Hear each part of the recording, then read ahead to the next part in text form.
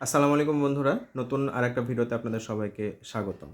যাদের মোবাইল থেকে অটোমেটিকলি টাকা কেটে নেয়, আজকের ভিডিওটা তাদের জন্য। অটোমেটিকলি আমাদের মোবাইল ফোন থেকে টাকা কেটে নেয়, এটা আমাদের অনেকেরই সমস্যা। আজকে আপনাদের সামনে এমন কিছু কোড নিয়ে আলাপ করব, যে কোডগুলা আপনার মোবাইল ফোন অপারেটর অনুযায়ী ডায়াল করলে এই সমস্যাগুলোর সমাধান হবে। আমার চ্যানেলে যারা নতুন তারা অবশ্যই আমার চ্যানেলটি সাবস্ক্রাইব করবেন এবং শেয়ার করে আপনাদের টাইমলাইনে রেখে দিবেন। পরবর্তীতে এই ভিডিওটি আপনাদের কাজে লাগতে পারে। প্রথমে আমরা ডায়াল প্যাডে চলে যাব, তারপরে ডায়াল করব *9#। এটা রবি এবং এয়ারটেল গ্রাহকদের জন্য। আমরা যারা বাংলা লিঙ্ক ইউজ করি তারা ডায়াল করব *121*7*1*2*1#। এরপর আমরা বাংলা লিঙ্ক সিমটি সিলেক্ট করে নিব।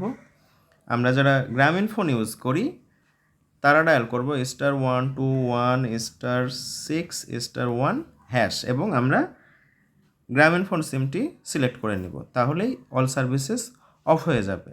টেলিটকের জন্য আমরা ইউজ করব মেসেজ অপশনসে যাব।